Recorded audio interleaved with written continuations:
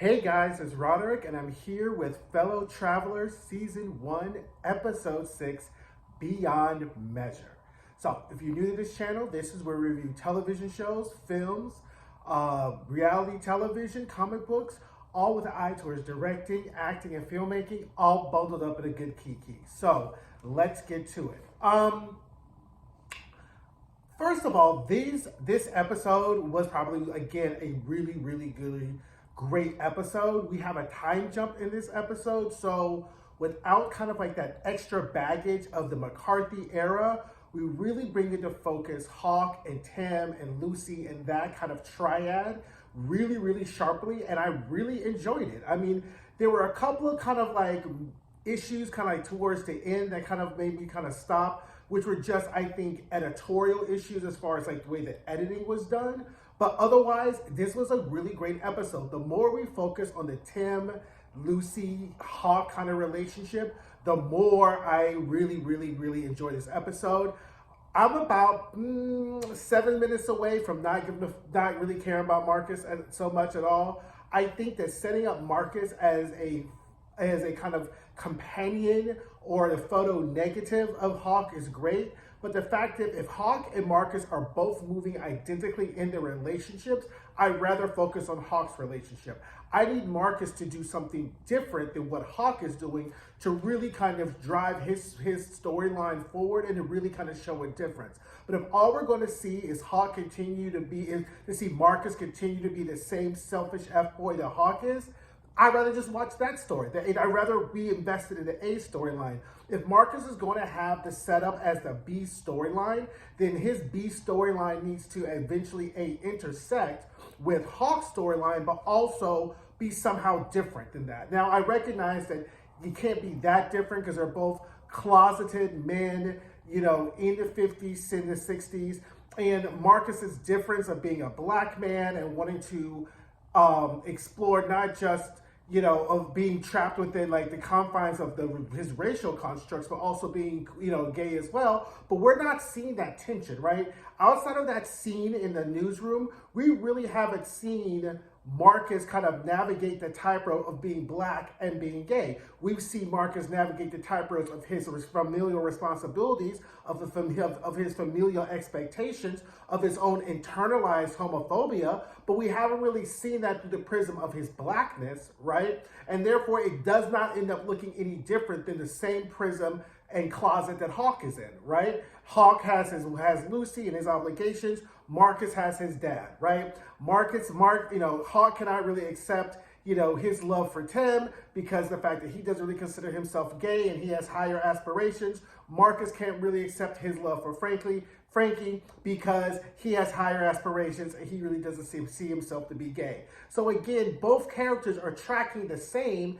And again, maybe if Marcus and Frankie were giving us good sex scenes, I would be like, okay, that's fine. But we're not even getting good sex scenes with Marcus and Frankie, right? So again, like the B storyline is kind of really kind of, you know, failing for me because it's not giving me the level of investment. And at some point, it's going to start feeling like a distraction from the A storyline, unless we see some kind of different development, which I doubt we're going to get in the 6th episode out of 8, and to really kind of see how this all comes together. We know at the end, Marcus and Frankie get together, but the fact is that, okay, cool. Maybe the difference is that Marcus and Frankie stay together, and Tim and Hawk obviously aren't going to be able to be together. But that's just not enough to have invested so much time and kind of wasted so much character material into characters, right? But I'm going to still obviously keep going and keep reviewing it. We have 2 more episodes left, but that kind of ends up being a demerit against the whole episode. And I'm going to not kind of castigate this or put this in the area of shows underutilizing their black characters until the very end, right? Now, if we see that Marcus is still being the same Marcus, is still doing fuckboy stuff, then I'm going to have some words to say about stop using black character as props in episodes. But at this point in episode 6, I'm still going to write it out. The jury's still out or whatever. So let's get into it because we have a lot of road to carry because I was gagging so much throughout this episode. I was like, what? And I love that. Like, give me the gags, give me the what. Every time, when I have to pause and just go, that's obviously, and I had to do that several times in this episode because there is a lot of moments in this whole episode, right? So at this point, we get Hawk is at the hospital, and, in the 1982 flash forward, Hawk is in the hospital with Tim. He's trying to hold his hand. Tim has this tattoo, and he goes, it's from the fact that he used to be a convicted felon, right? So this is when Tim is in the bed, and he's getting taken care of, and Hawk is rubbing on him, and it's like a cross with like the thorn, the kind of Jesus's thorn of crowns around him, and Tim's like, he's a convicted felon. I was like, convicted felon? What happened? Well, we get a flashback to 1968 in Baltimore at the Selective Service Office. Tim and his whole band of criminals are in there collecting draft cards and burning them as their protest to the war movement, the Vietnam War that's going on, right? So, meanwhile, we find out that Hawk has 2 kids, and then Hawk is on the phone with Marcus because he's been keeping tabs on Tim all along, and Marcus is like, yeah, he's in trouble. Well, because while they're burning draft cards, the police came. All Tim's little compatriots started to scatter. One guy just left him, and the 2 guys just got in the van and left. And Tim ended up running away. And Hawk finds out, and now he's wanted by the FBI. So Hawk tells Marcus to have him to get on this bus and to be in the bus stop. He needs to get out of town, right? So mind you, Lucy comes in, and Hawk has 2 kids. I forgot the child's name. One is Jackson. I forgot the girl's name because we don't really see a whole lot with her. But we know about Jackson because we'll get into him later on. But Lucy is already, she is loving her Miss Housewife fish. She's like, whatever, And so I was like, okay, Lucy girl, like, do you, right? Now, meanwhile, Tim is on the bus that Hawk paid for. And bitch, Hawk is at the bus stop driving to pick up Tim. And I was like, did this motherfucker get him a bus pass, just so he can get some little yang, while in the country or whatever? Because mind you, Hawk has told the lie to Lucy that their country house they can't go up to the country house this weekend because the water's out, right? And Lucy's like, the water's out? She's like, yeah, I'm going to go up there. I'll go check it out, whatever like that. Lucy's like, okay. So girl, she takes him to his little country cabin.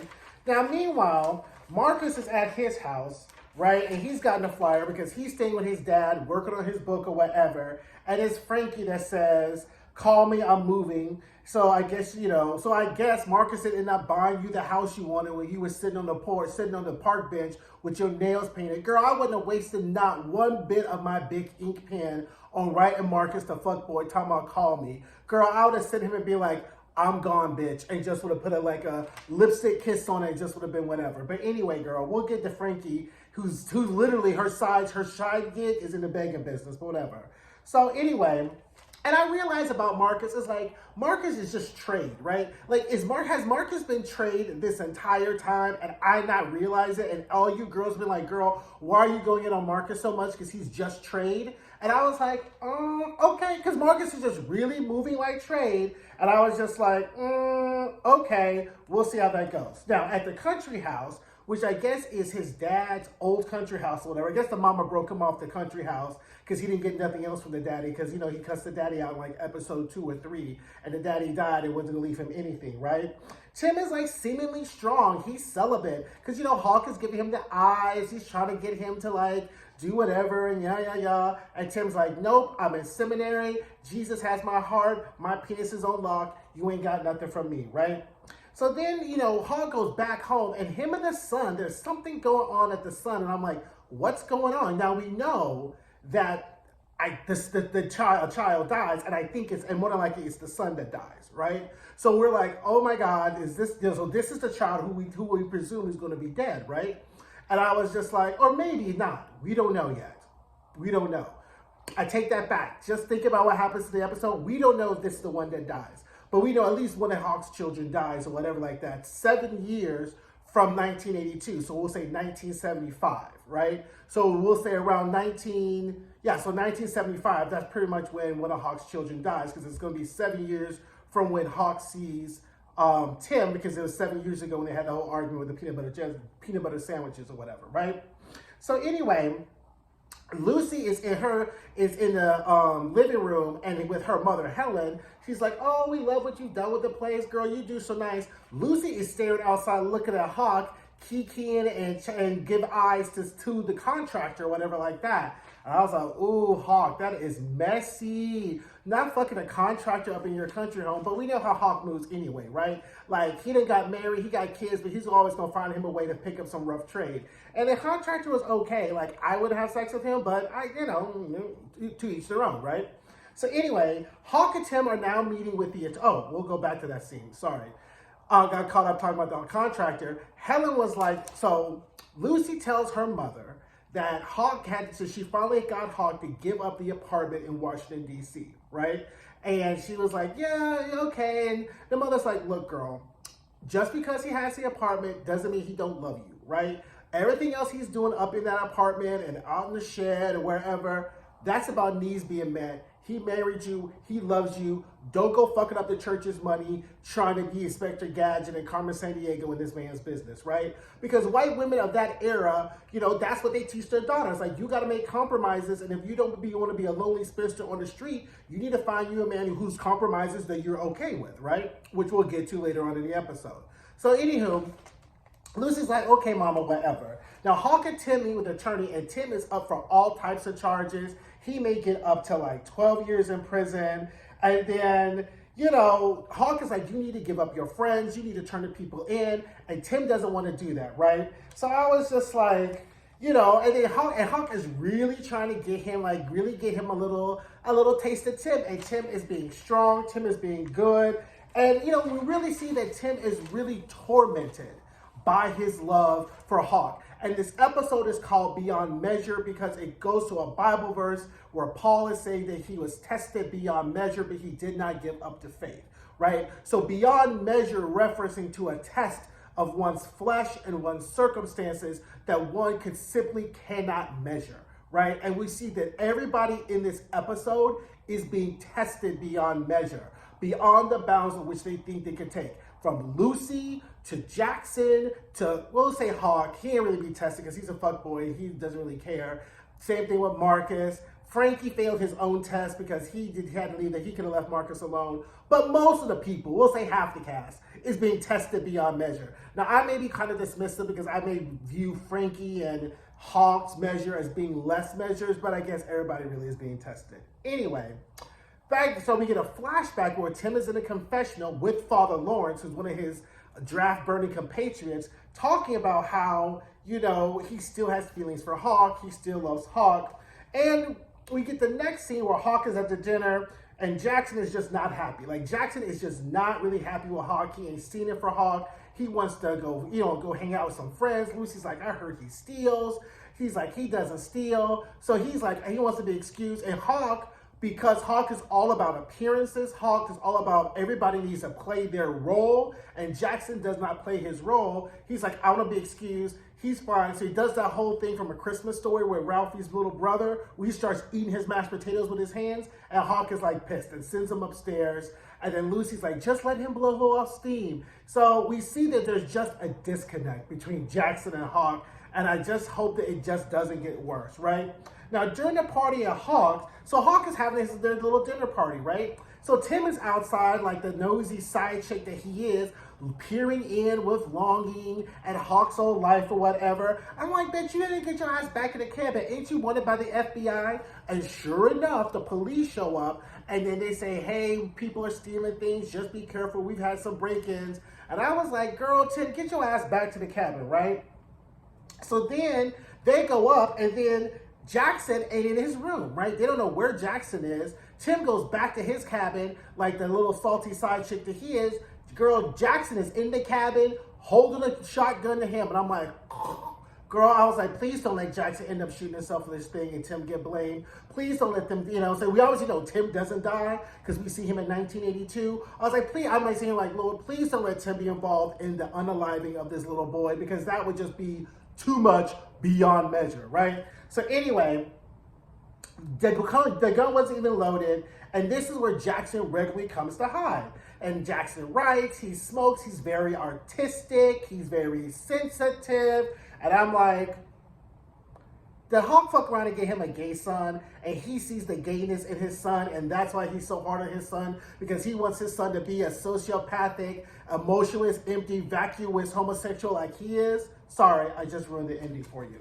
Anywho, Hawk is waiting for Jackson and tells him about the pocket wash. Now, Jackson's like, I'm about to 2 seconds away from not done hearing all your shit because I done found a whole ass man up in the cabin. But Jackson doesn't say anything. So Jackson is constantly feeling the disappointment of Hawk. Why is that? Because Jackson is is a young boy who's coming to realize that something's not quite right with him. Hawk knows that there's something quite not right with him, and the reflection of Jackson in Hawk to Hawk is more than Hawk can bear. Because are you not also seeing the same thing with Leonard and Hawk, and the same thing? Sorry, my notes just dropped. I'm not cutting this video. Hold on. So we're seeing like the same thing that we saw with Leonard, and I'm just like, oh no, just such tragedy, right? So anyway, Jackson goes back to his room. He's salty. Girl, Jackson hard snitches to Lucy, talking about daddy got somebody else up in the cabin. Did you know?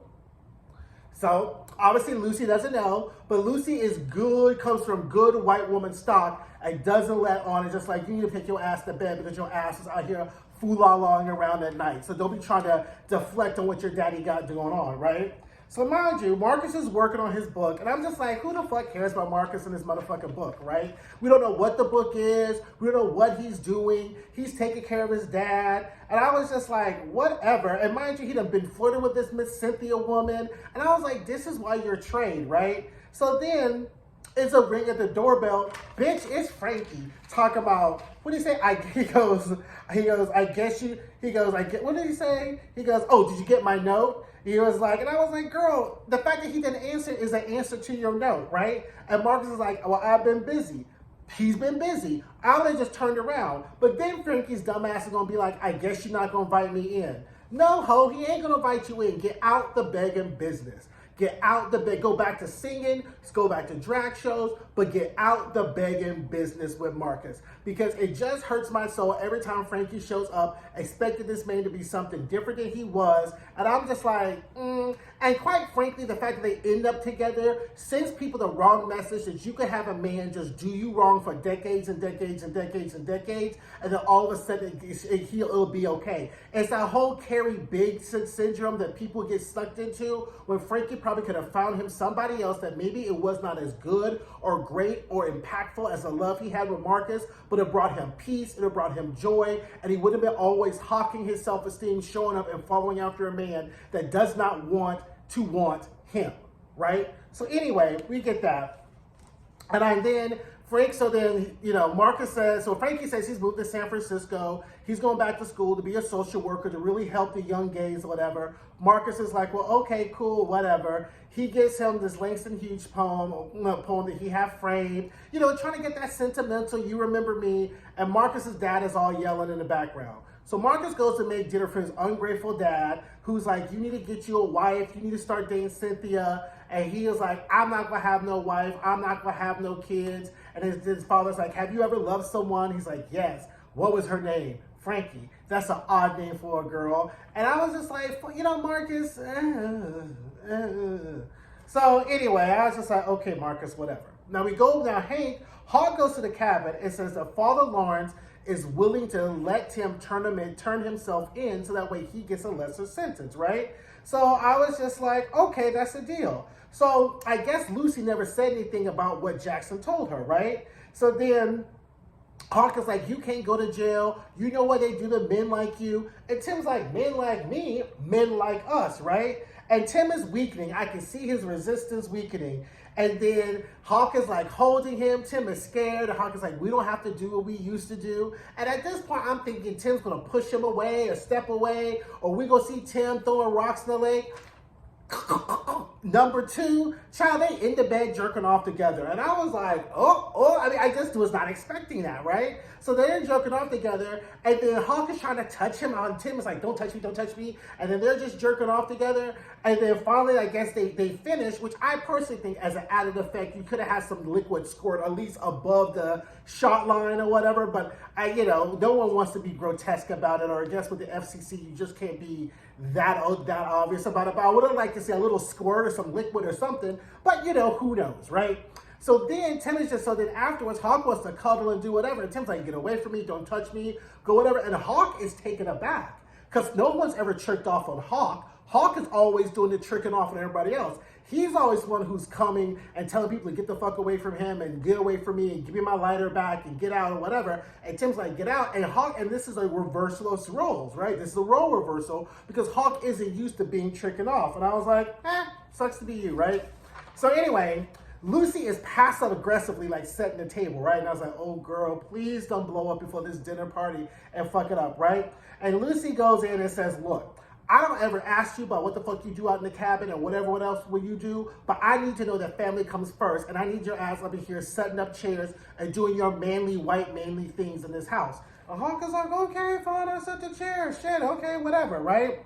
So then, the next morning, Hawk comes in and finds out that Lucina went in and fired the contractor. Now, as I'm thinking about this scene, right, I'm recognizing that Lucy's hair is different, right? So this is the thing that that I said it with the editing made sense.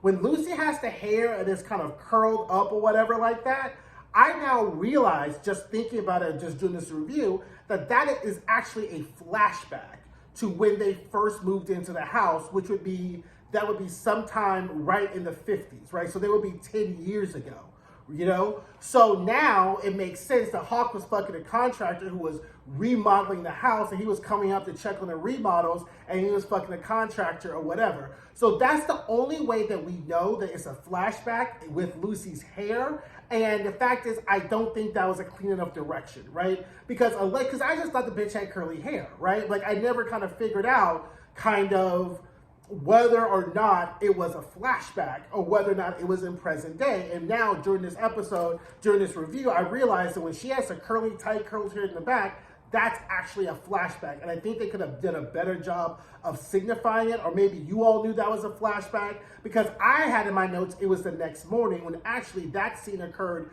before the scene we just saw, and it was actually earlier on, which now makes sense because Lucy says after, Hawk shows up, during the flashback, that she's fired the contractor because the house is finished. She's like, well, okay, fine, I wish you would have told me. And he's like, well, we'll just, the Hawk goes, we'll just find somebody else. Again, an excellent use of subtext. Subtext is when the line means something more than what it said. He is not talking about he will find another contractor. He is talking about he will find somebody else to fuck, right?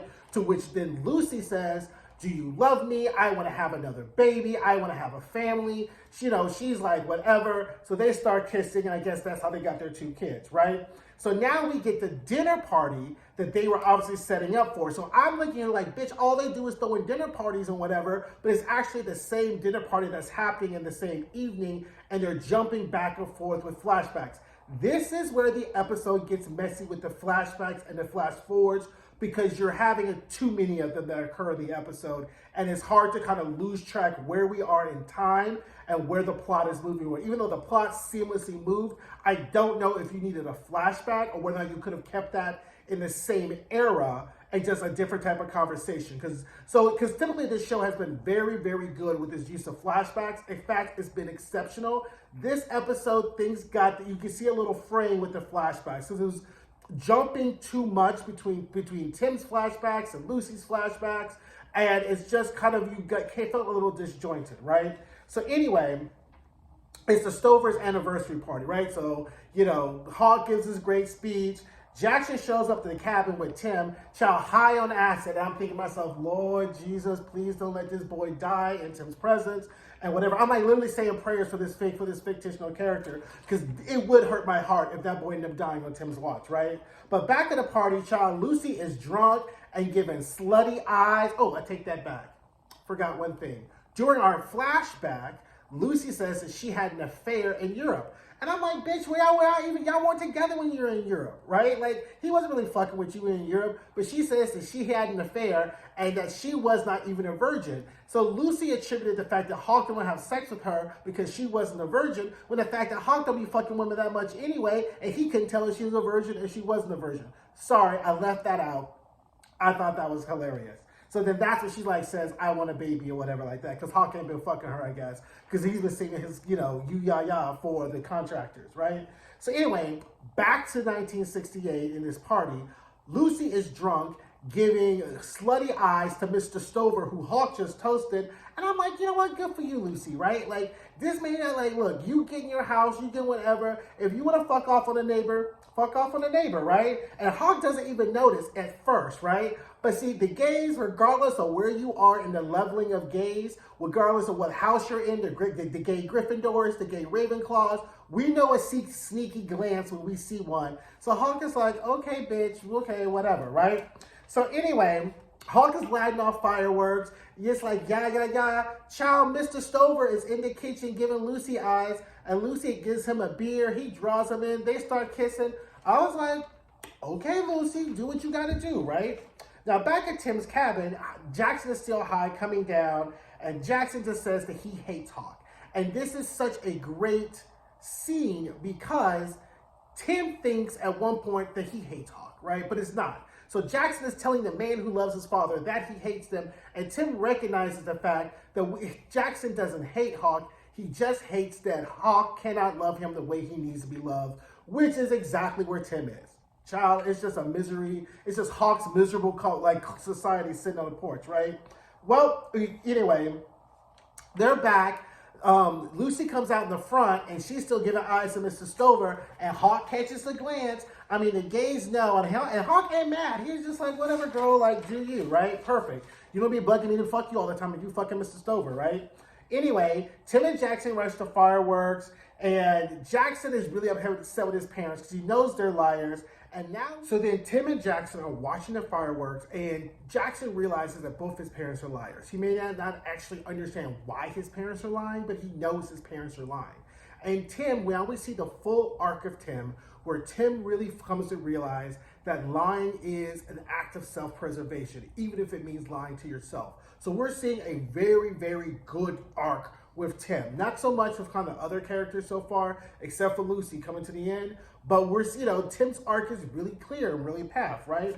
Meanwhile, a drunk Lucy is home getting undressed by Hawk, and she's horny, she wants some, and then she like puts his hand on his breast, and he's like, do you find me so unattractive? He's like, you're a beautiful woman. And she's like, and that's the problem. And then Hawk is like, ah, shit, she about to fuck up the thing. So let me just give her some dick real quick so we can shut this down, because I don't need any more problems with any of my hoes' fronts, right?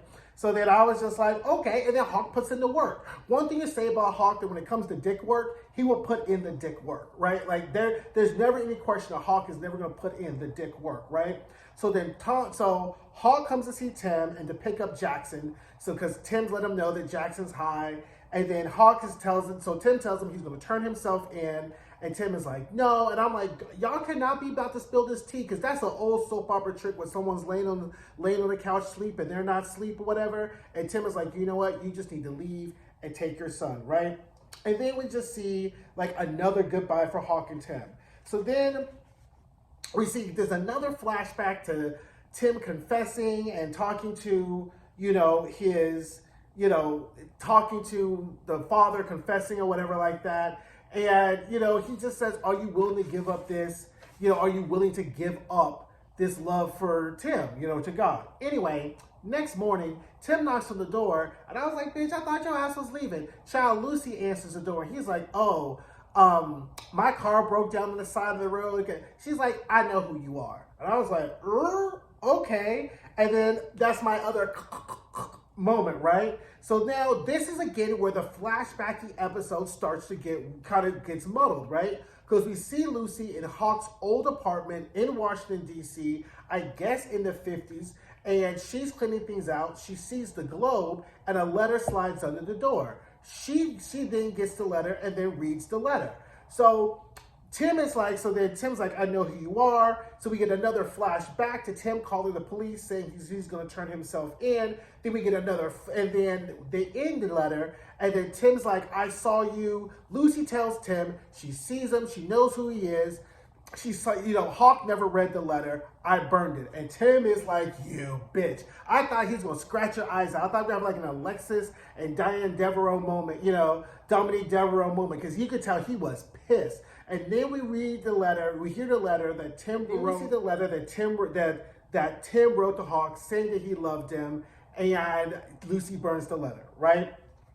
So now Hawk comes back home and she's super pissed in her whole angry white woman mode. And she's like, does anyone else matter besides you?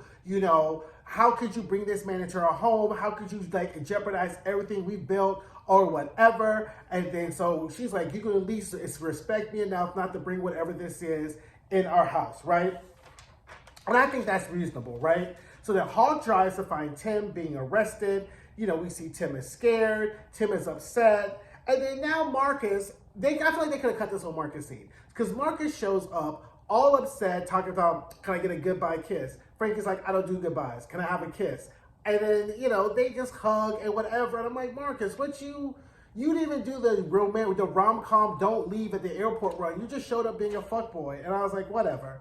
So anyway, our last scene is Jackson throwing rocks, and he's throwing rocks at the thing, and Hawk says he's not going to tell Lucy about the asset or the pocket watch just to do better. And Hawk says, I hope you know I love you beyond measure.